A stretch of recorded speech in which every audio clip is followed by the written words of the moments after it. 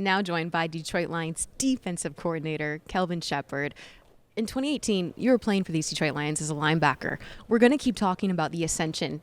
How do you just put into words how quickly you were able to ascend the ranks? Yeah, it's kind of surreal when you say it like that. When Tim O'Neill is it's pretty cool because that's my guy. And the other day he's like, dude, I stitched your last game jersey for the away game at Green Bay, January 2019. He's like, this is 6 years later. And just his excitement and happiness for me.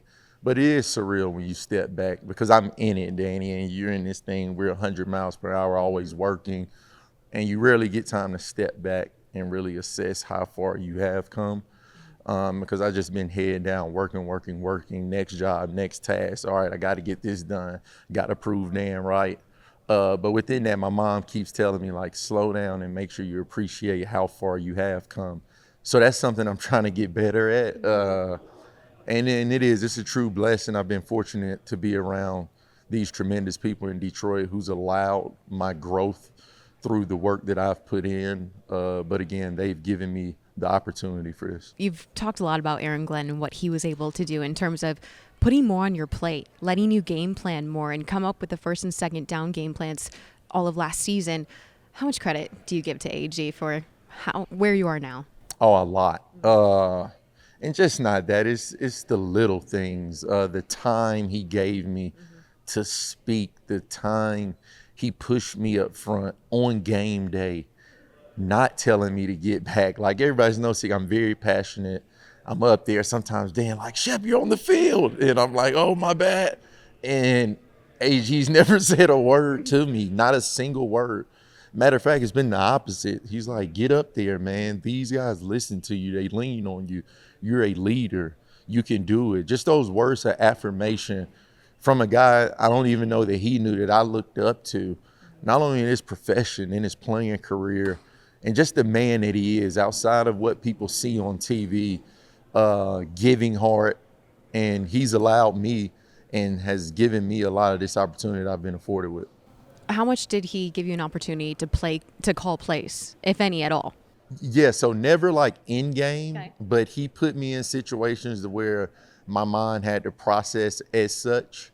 We'll come in every Tuesday when we're game planning, and I was the first person that always started it off. And I knew that wasn't by accident.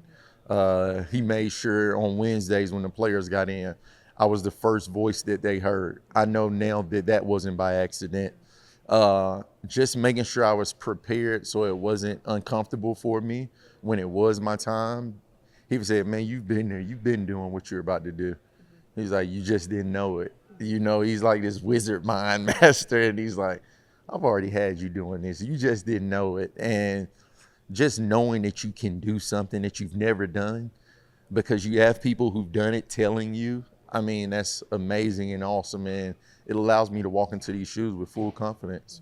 Here at the Combine, you said for the last year you felt like you could be a DC. What was that moment that you knew?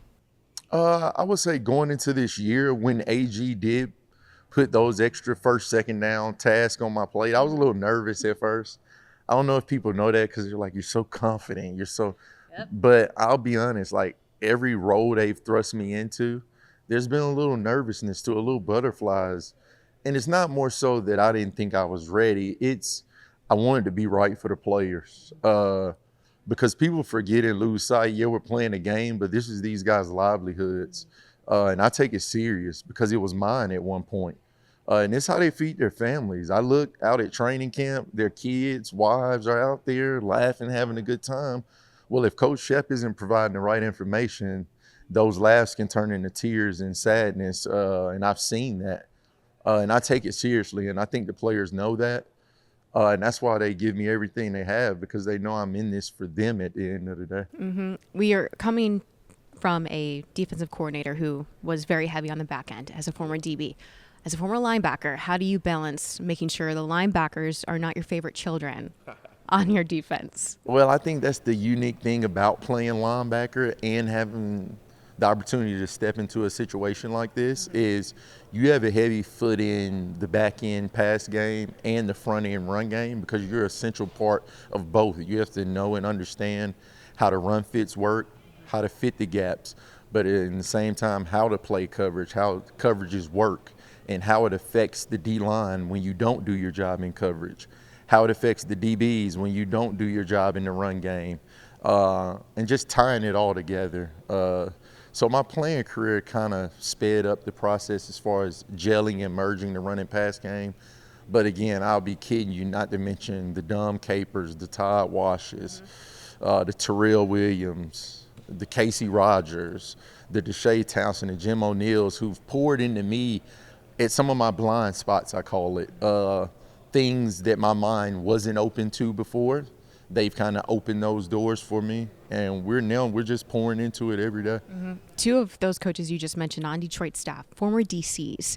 How much can you look to them for guidance here? They've done it. They're open books. Jim brought me about 6 notebooks. He's like, "You want to go through these?" And I'm like, "What is that, Jim?" He's like, "It's just everything I've had, man, in the office." He's like, "I just want you to have all the information." And these guys not having egos, telling me where they messed up. I mean, Casey Rogers has been Ty Bowles' right-hand man 10 years, and everybody knows the brilliant mind that Bowles is, and they don't know that Casey was behind a lot of that madness and just things he's brought for the front end already. It's been outstanding, and I mean, again, it goes back to Dan, insulating me, understanding, me being open with him about where I needed strong points, and him filling those voids, I mean, immediately. So again, I'm not stepping into a situation where I'm Will Smith and I'm the only man in the house. I got a lot of people standing to my left and right that's going to help me on this path I'm on. Here at Combine, you said, we will notice little changes in this defense that you hope players will feel as well. Yeah. Can you give us any insight into what those changes might be? Just my biggest thing is, and the coaches notice, I want things to be simple for our players, but complex for the offense when they look at it. And that takes time, and really it takes time for the staff. Breaking down the minute things and getting all the fluff out of the way that might cloud the player's head, and giving them the vision and conceptual learning. And it goes back to my philosophy as a coach. Everybody on the field should understand some form or facet of what all 11 are doing. And for that to happen, the coaches have to understand it. So, I mean, it's like a damn clinic in there right now every morning that we bang away at it. And, I mean, everybody has a hand in it. Everybody has a voice, and all pens are out and notebooks are open. I mean, it's a thing of beauty. What was your initial reaction when you did, whether it was a phone call from Coach Campbell or he called you into your office and he said, "You're going to be the DC of the Detroit Lions"? Yeah, he actually, after he interviewed my guy Larry Foote, who, might I add, was deserving of opportunity. He was down there on the same staff with Casey Rogers. I know his work. I've seen it on film. I've had friends who've played for Foote. So there was no feelings towards that. I understood. I was excited for him. People say that's weird. You're excited that Detroit interviewed Foote for the same job you wanted? Absolutely. Healthy competition is something I preach to the players. So I have to live that life. And I was happy that he got afforded the opportunity, but Dan ended up interviewing me the next day, and before we hung up the phone, he essentially said, "Are you ready to be the next defensive coordinator of the Detroit Lions?" And I mean, it's one thing to think it, it's one thing to hear rumors, but for Dan to say that to me, I believe it was a Saturday. I was actually at my house in Florida, and it was humbling. I told him, "Thank you. My family thanks you." And again, it's now time for me to prove him right.